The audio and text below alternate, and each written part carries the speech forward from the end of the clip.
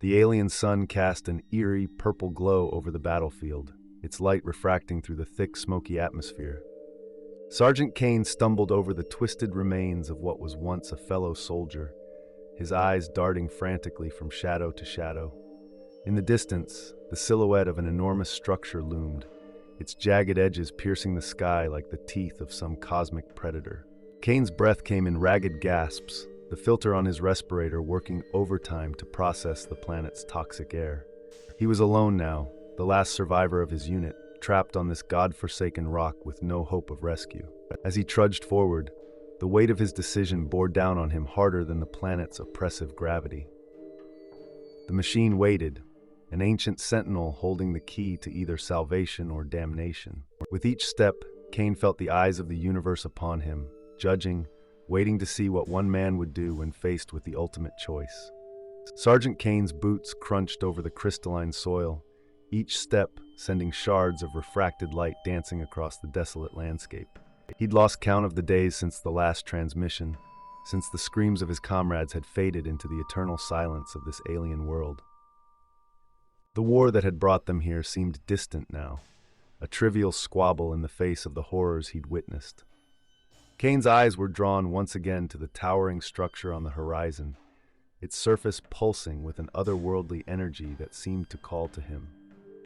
He'd heard the whispers, the legends passed down through the ranks about the ancient machine that could end wars with a thought. But those same stories spoke of entire civilizations wiped from existence, of realities rewritten on the whims of long-dead alien gods. As he trudged forward, Kane's mind raced with the possibilities, the temptation of peace warring with the instinct for survival. In the sky above, the stars seemed to shift and dance, as if the very fabric of the universe was coming undone around him. Kane checked his oxygen levels for the 100th time, knowing that each breath could be his last in this hostile environment. He thought of Earth, of home, wondering if there would be anything left to return to if he succeeded in his mission. The alien ruins that dotted the landscape seemed to watch him pass, silent sentinels guarding secrets beyond human comprehension. In the distance, something moved, a shadow darker than the encompassing gloom, reminding Kane that he was not truly alone on this world. He quickened his pace, the weight of his weapon a cold comfort against the unknown terrors that lurked in the planet's eternal twilight. With each step towards the machine, Kane felt a growing sense of dread, as if he were marching willingly into the maw of some cosmic horror. But he pressed on, driven by duty, by desperation, and by the faint hope that he could make a difference in a war that had already cost too much. The alien structure loomed closer now, its impossible geometry defying Kane's attempts to gauge its true size or shape. As he approached, the air grew thicker with an electric charge that made his hair stand on end and his teeth ache. Kane's comm unit crackled to life, spewing forth a cacophony of distorted voices and inhuman screeches that forced him to rip it from his ear. The ground beneath his feet began to pulse, a rhythmic throbbing that matched the beating of his own terrified heart. He reached the base of the structure, its surface a maze of shifting patterns and symbols that hurt his eyes to look upon directly. Kane's hand trembled as he reached out to touch the alien metal, half expecting it to dissolve his flesh on contact. Instead, he felt a jolt of energy course through his body, filling his mind with visions of worlds beyond imagination and horrors beyond comprehension. He stumbled back, gasping, his visions swimming with after-images of realities that should not exist. A doorway materialized before him, opening onto a corridor that seemed to stretch into infinity. Kane hesitated at the threshold, every instinct screaming at him to turn back, to flee this place of madness and seek out some hidden corner of the planet to live out his remaining days. But the weight of his mission, the faces of his fallen comrades, and the thought of endless war pushed him forward into the abyss. As he stepped inside, the doorway sealed behind him, cutting off all light and sound from the outside world. In the darkness, Kane felt the brush of unseen entities against his skin, heard the whispers of long-dead aliens in languages never meant for human ears. He pushed on, deeper into the heart of the machine, guided by an instinct he couldn't explain and a purpose he didn't fully understand. With each step, Kane felt himself changing, his mind expanding to encompass truths that threatened to shatter his very sense of self. The corridor seemed to stretch on forever, twisting and turning in ways that defied Euclidean geometry. Kane's flashlight beam danced erratically across surfaces that shifted and morphed, revealing glimpses of other worlds and times. He saw flashes of battles long past, civilizations rising and falling in the blink of an eye, entire species evolving and going extinct in moments. The air grew thick with the scent of ozone and something else, something ancient and alien that made Kane's stomach churn. Shadows danced at the edge of his vision, taking on forms that his mind refused to process, horrors from beyond the veil of reality. Kane's breath came in ragged gasps, his heart pounding so loudly he feared it might echo through the impossible corridors.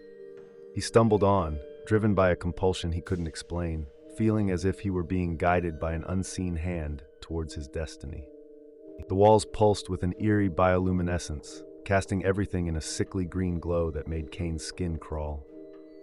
He began to hear voices, whispers at first, then a growing cacophony of pleas, screams, and inhuman howls.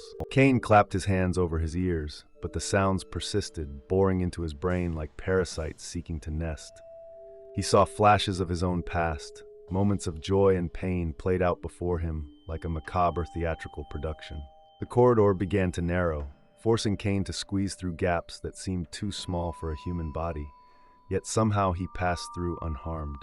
As he progressed, Kane felt his sense of self beginning to fray, his memories and identity blurring with those of countless others who had walked this path before. He lost all sense of time, unsure if he had been walking for hours or years, his mind struggling to cling to the last shreds of his humanity. Just when he thought he could take no more, the corridor opened up into a vast chamber that defied all logic and reason. The chamber stretched out before Kane, a cavernous space that seemed to contain entire galaxies within its confines. At its center stood a pulsing orb of energy, so bright it hurt to look at directly, yet Kane found he couldn't tear his eyes away. The orb whispered to him in 1,000 voices, promising peace, promising an end to all conflict, promising power beyond his wildest dreams. Kane stumbled forward, drawn by the siren song of the machine, even as a part of him screamed in terror at what he was about to do. As he approached, he saw reflections of himself in the orb's surface, versions of Kane that had made different choices, lived different lives. He saw a Kane who had never joined the military, a Kane who had died in his first battle, a Kane who had become a conqueror of worlds. The chamber shuddered around him, reality itself seeming to bend and warp as the machine sensed his presence. Kane reached out a trembling hand towards the orb, knowing that this simple action would change everything forever. In that moment, time seemed to stand still, the weight of his decision pressing down on him like the gravity of 1,000 worlds. He thought of Earth, of the endless cycle of war and peace, of the countless lives lost in conflicts that seemed so meaningless now. Kane closed his eyes, took a deep breath, and made his choice. His hand touched the surface of the orb, and the universe exploded into light and sound. Kane felt himself being unmade, his very atoms torn apart and reassembled in patterns beyond human comprehension. He saw the history of the planet rewritten in an instant, the war that had brought him here erased as if it had never been. And as his consciousness expanded to encompass the entire world, Kane realized the terrible truth of what he had done. The machine roared to life, its ancient gears grinding into motion after eons of silence.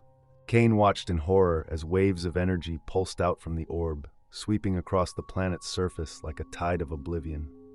He saw cities crumble, forests wither, and oceans boil away in an instant, all traces of the war vanishing like mist in the morning sun. But it didn't stop there. The machine's power reached further, erasing not just the conflict, but all evidence of human presence on the world. Kane tried to scream, to beg the machine to stop, but he no longer had a voice, no longer had a body to call his own. He was everywhere and nowhere, a disembodied consciousness watching helplessly as his species was wiped from existence. The machine showed him visions of the planet's past, of the alien race that had built it eons ago in their quest for ultimate peace.